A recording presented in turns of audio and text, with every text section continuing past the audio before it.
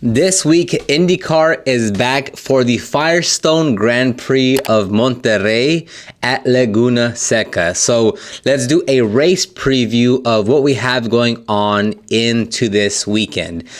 This is the 8th round of the IndyCar 2024 schedule. So far, we've had 3 street tracks. We've had 3 road courses, 4 road courses, including Laguna Seca, and then 1 oval, which is the Indy 500. Now, Laguna Seca is one of America's most iconic and recognized track on the calendar, or just in general here in America. It's located near Monterey, California. IndyCar will do 95 laps on this 2.2-mile track that has 11 turns, and its famous Turn 8 corkscrew, where drivers will have a 5.5-story drop in elevation. By the FIA standard, this is considered a grade 2, so Formula 1 does not, and I don't believe has not ever raced on this track. But Laguna Seca holds a lot of other great events, including IMSA, Ferrari Challenge, just to name a few. And if you saw last year's race, it was pretty wild. Not in the sense of like, you know, there was some close racing and such, as there always is, but there was just a lot of yellows, a lot of contact being made, a lot of people being, you know, shoved off course, a lot of drivers being beached, and there were just a bit too many yellows for my liking. And I think it was towards the end, or was it the beginning, that there was like yellow after yellow after yellow. That's not new in IndyCar, but you know, when they go to a track like Laguna Seca, you want to see more green and more hard-fought racing. So hopefully this year it stays a bit cleaner and we can have just fewer yellows than we did last year, just because anytime you have to bring out the safety car, it takes a bit of time, it kind of kills the momentum, and we all just want to see more green flag racing. And on that same note, last year, 2023, the winner was Scott Dixon, and the year before that, in 2022, was Alex Palou. Now, the previous race on the IndyCar schedule was at Road America, and I had the chance to go there that weekend, and it's a fantastic venue. Like, if you can go there, if you're, because we have to drive 19 hours because we camp there, so we have to drive with our vehicle to bring out our camping stuff.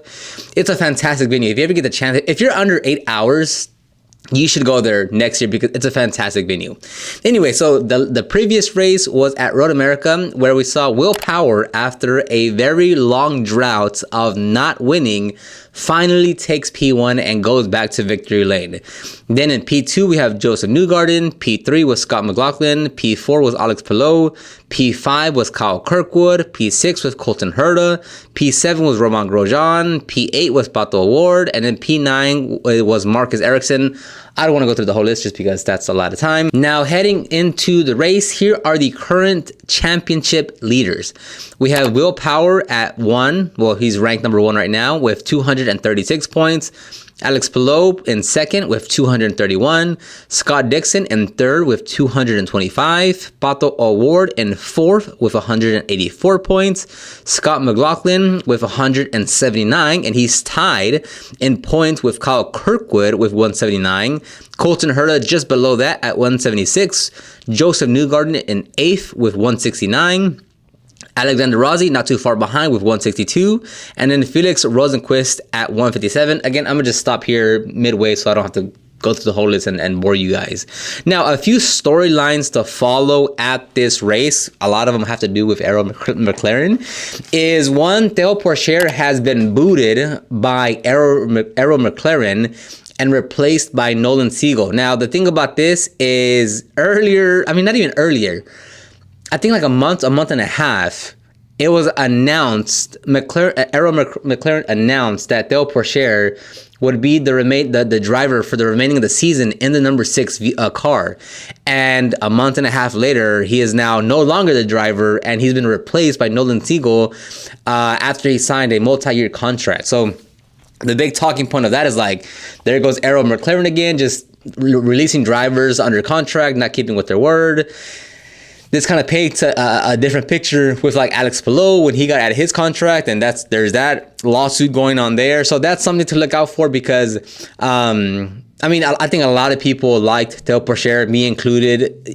You know, Marshall Pruitt had that video where he's just saying, like, hey, Pato O'Ward, your whole team, like, they really like Theo. It looked like just the paddock in itself kind of just like really enjoyed having Theo there.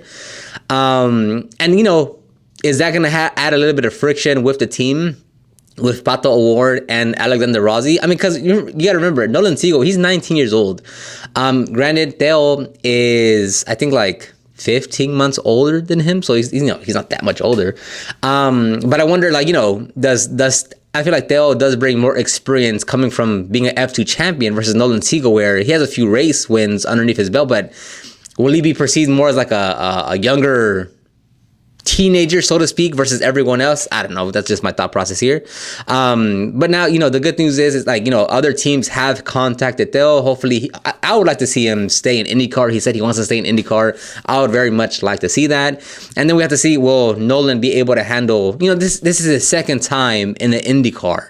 So again, I don't think much is expected from him at this point, with this being his second time in IndyCar, but that will be something to look out for. Of like, was it a good call to switch them out? Was it really because of talent? Because Tony Kanaan was the one that kind of signed off on saying, hey, yeah, we need to get this kid. Is it the money that his dad brings, right? There was rumors that Arrow might separate from McLaren this year, so did they write a pretty big check to secure Nolan's seat? So that's something. Another thing we to keep track of is David Malukas is returning to IndyCar after being booted by Arrow McLaren since he missed 5 races with a broken wrist. Now, he'll be driving the number 66 Meyer-Shank Racing, which is the same car where Tom Blomqvist was driving, but he was removed because he just hasn't been performing as well as I thought in IndyCar.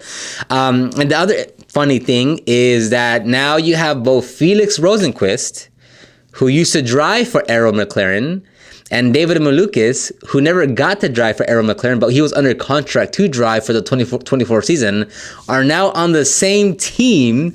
And again, like, a lot of people are rooting for Meyer-Shank Racing, for Felix, for David, because they've both been booted from Arrow McLaren, and now they want to be like, hey, like, go show them why they shouldn't have booted you guys off.